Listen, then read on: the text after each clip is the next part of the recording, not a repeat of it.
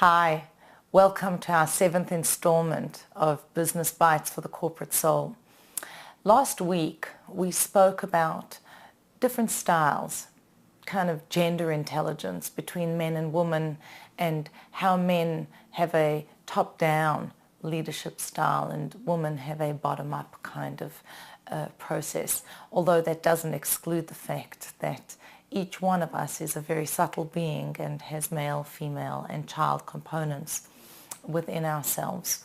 Today, what I thought we would look at is how do we deal with different styles in general, working with teams and leadership.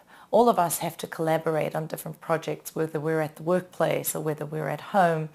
In our community, we're working together with other people, and how do we get together with them and really make a project happen, bring it to its completion, and how does a leader manage that team?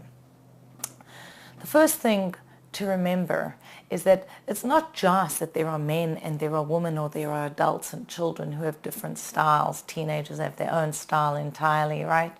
No, each one of us is an entirely individual construct made up of different blending of soul powers.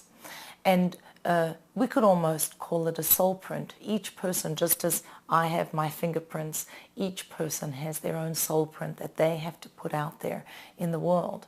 So when we look at the mystical spheres and powers of the soul, the 10 powers of the soul, we see that we have 3 that are really intellectual components. Then there are 3 that are core emotions. Then there are 3 that are more about bringing that emotion down into a manifest way in the physical world. And then we have a soul power that is all about action. And there are people who are like that. There are the thinkers, there are the feelers, there are the doers.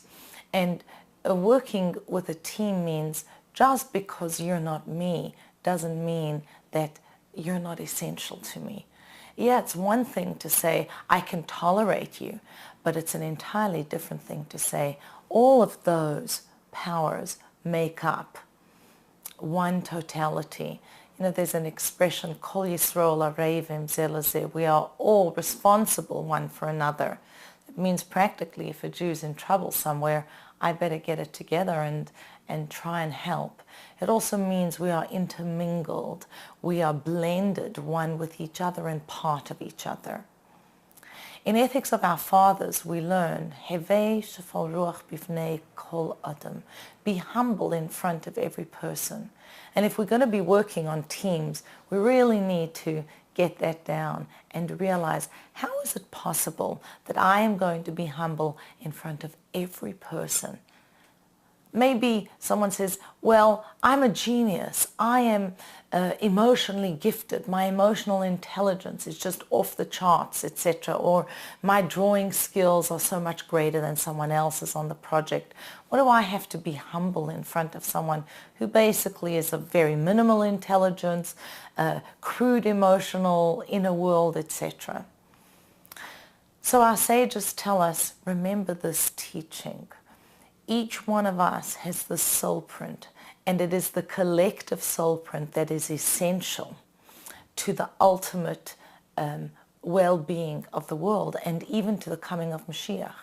That means when I look at another person on my team, I want to take myself out of myself and try and listen to where they are coming from. Hear that and see how it completes me, not just what my contribution is going to be.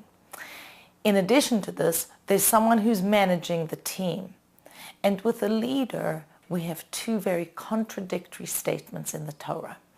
One is, Hanasi hu hakol. The prince, the leader, he's everything. Without him, nothing's going to be happening, right? Ain't nothing doing over there. You need this leader.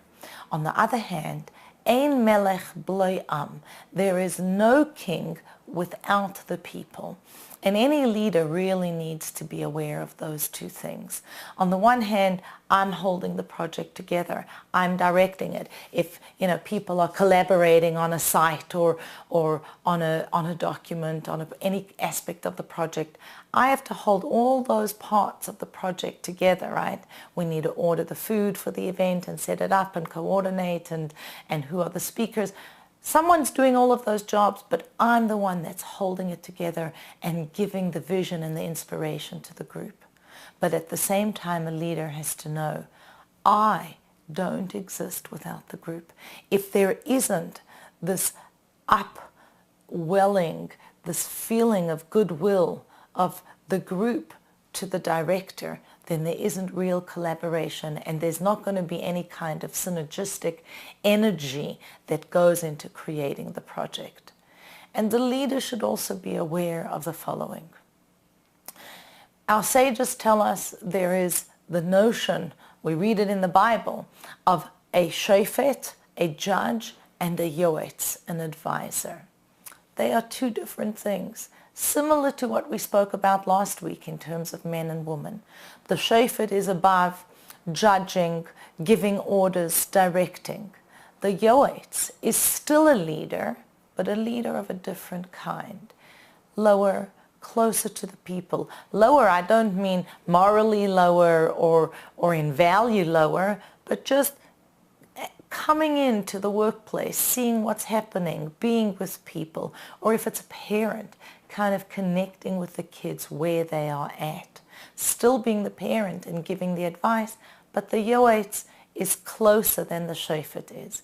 And both of those are essential modalities. And we want to mix that together. And ultimately what happens is that we come to a place where the one who receives from us begins to give back, and the one who is giving begins to receive. That's when the mashpia, the influencer, becomes a makabel, a recipient. If I'm really giving to people, then that's going to generate innovation, excitement, new things coming out of that person, and I then receive and benefit. As one of the sages says, mitalmida yose mikulam, I learned from this one and this one and this, but the most I have learned is from my students. So last week we said a woman's modality is bottom up and a man's modality is top down. As we are nearing the era of Mashiach, we find that business is done differently. It's very much more a style of collaboration, inviting the worker to really bring forward what they have to say, listening to each other as opposed to giving commands. And that is not just happening for no reason. It's manifesting in the world because we're moving closer and closer to the era of Mashiach, when the feminine or the female modality is going to be predominant. So here's to celebrating the thinkers and the feelers and the doers, and to being aware of the interrelationship that we all have, being able to give and being able to receive and create dynamic, beneficial products that we put out there into the world.